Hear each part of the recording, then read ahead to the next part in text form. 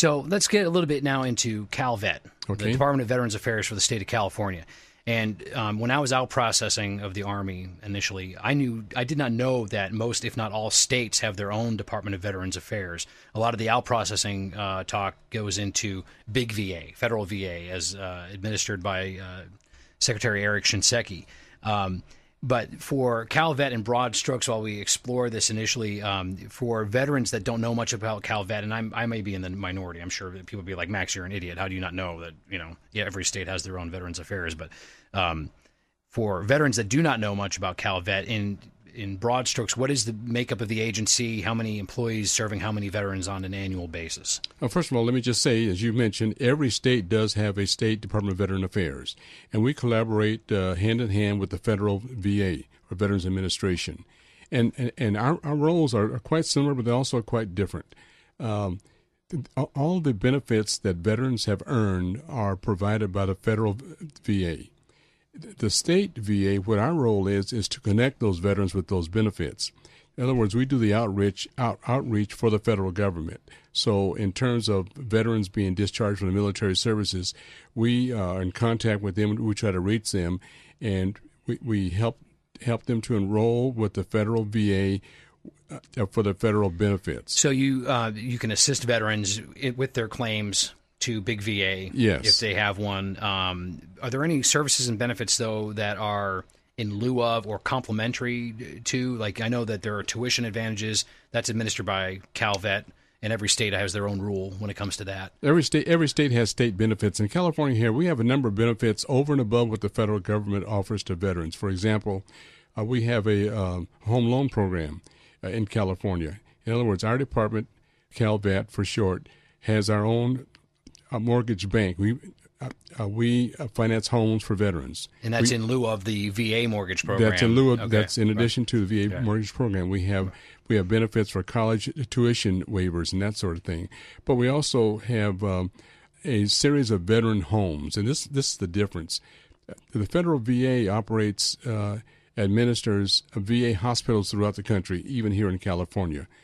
And we have veteran homes in California. The difference is federal government, hospitals, state government homes. And there are retirement homes throughout the state. I know there's one up near Napa. We have a nice-looking facility. We have 6 online homes. We have 2 more that are completing construction this month or next month. And the homes are a combination of a retirement home, a resort, and a hospital, because we do have skilled nursing care in the homes, but we also have domiciliary care. In other words, a veteran can elect to go there just to retire and use that as a retirement home. Yeah, gotcha. Good deal.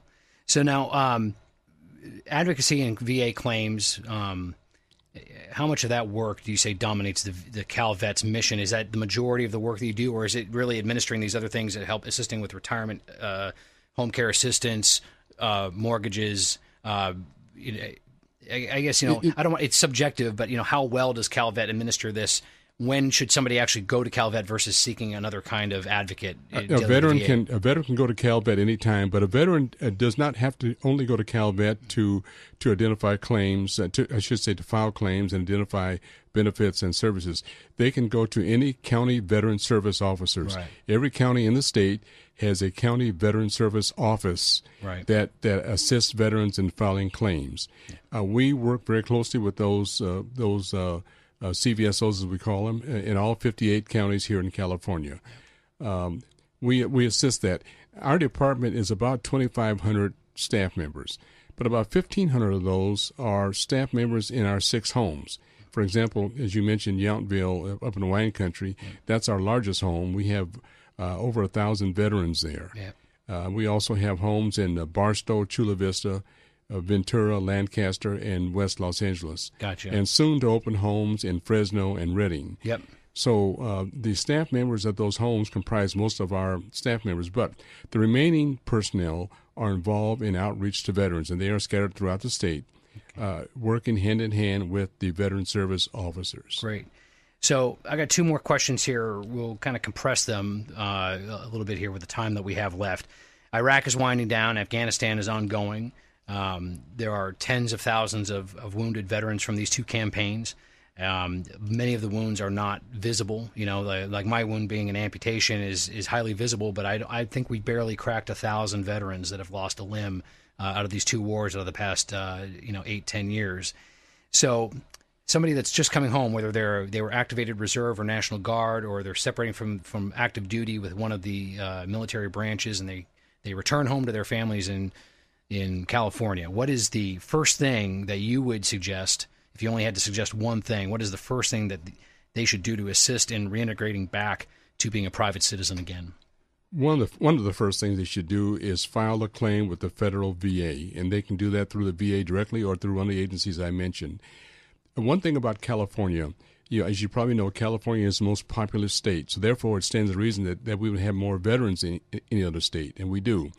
We have about 2.1 million veterans in California, and as the wars are winding down, as you just mentioned, we have between 30 and 35,000 veterans returning to California every year. Yeah. Those veterans need to quickly file their claim with the VA to identify if they have any benefits coming. They probably do. And then from there, they can go on and arrange for their other services and things that they need. The four main areas that veterans are concerned about these days, and we've done this through surveys and questionnaires, are employment, housing, education, and health care, health benefits. And we provide assistance with all four of those. And that dovetails into the final question, really, about PTSD, traumatic brain injury, nearly invisible injuries, but they're probably the most prevalent. And given that the current survival rate is so high because of the modern technology, are there any initiatives that CalVet is pushing independently of other efforts that might be out there? Because the system is so heavily weighed down, what is CalVet doing, if anything, to assist the broader VA system in contending with the PTSD and TBI issues? That's a great question. And I can tell you that last fall, Governor Brown issued an executive order. He created what is called the Interagency Veterans Council. And what this requires all state agencies to come together to look at assisting veterans and identify the gaps in services that all veterans have. In this council, not only do we have the federal VA, but we also have the nonprofits, organizations, and that assist veterans out in the communities. And all of us working together as a council work and assist veterans with whatever the needs are, whether it's TBI, PTSD, or any other malady that's occurred since they were in the military. And in that sense, everything we do is in collaboration with our federal partners and our community partners.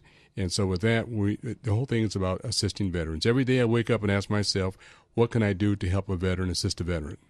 That's awesome. Well, Major General Peter Gravett, U.S. Army retired, Secretary Gravett of the California Department of Veterans Affairs, I want to thank you very much for joining us this morning on the first of what I hope will be many, many programs of Veteran Radio. And we will get into the next segment and discuss some of the issues coming up in the next hour. You're listening to Max Ramsey, and this is Veteran Radio.